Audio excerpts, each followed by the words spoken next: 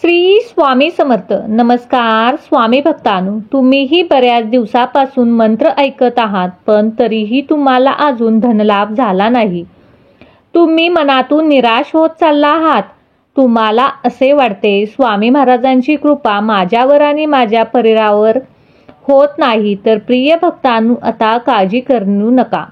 आजचा हा स्वामी महाराजांचा मंत्र स्वामींवर पूर्ण विश्वास आणि श्रद्धा ठेवून ऐका आणि आम्ही तुम्हाला वचन देतो की तुम्हाला धनलाभ होण्यापासून कोणीही रोखू शकत नाही.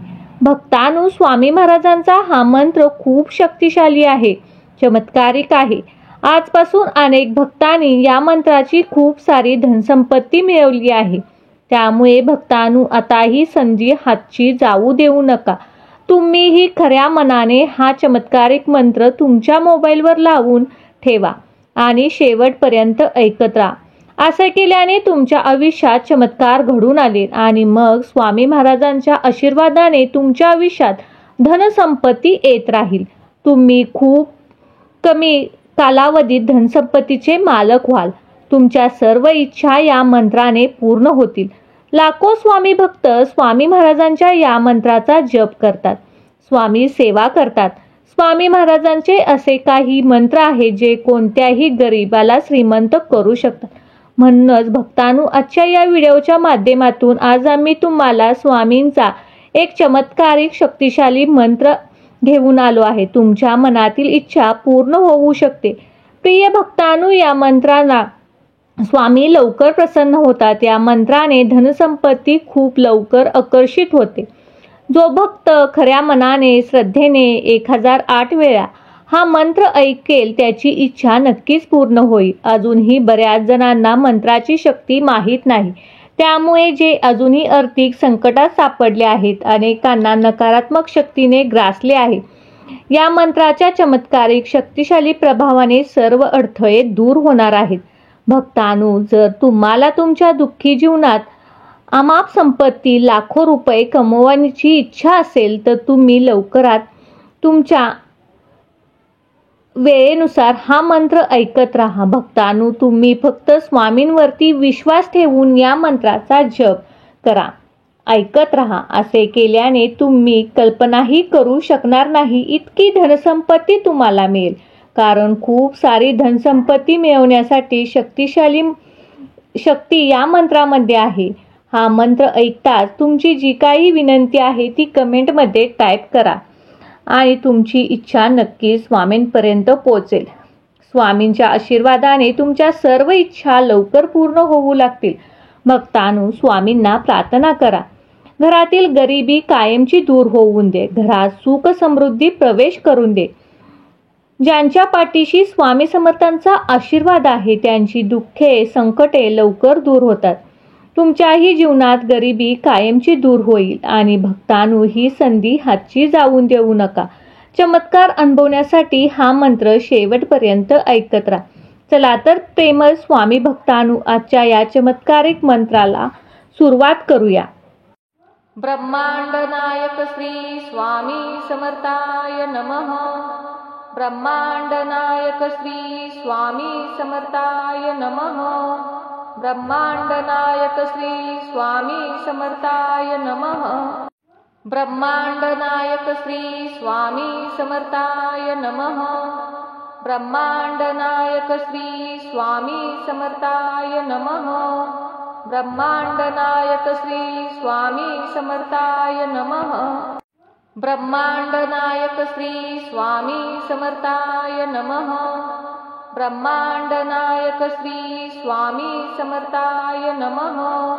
ब्रह्मांड नायक श्री स्वामी समर्थाय नमः.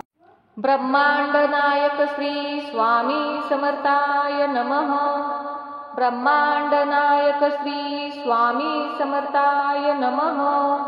ब्रह्मांड नायक श्री स्वामी समर्थाय नमः. ब्रह्मांड नायक श्री स्वामी समर्थाय नमः. ब्रह्मांड नायक श्री स्वामी समर्थाय नमः. ब्रह्मांड नायक श्री स्वामी समर्थाय नमः. ब्रह्मांड नायक श्री स्वामी समर्थाय नमः.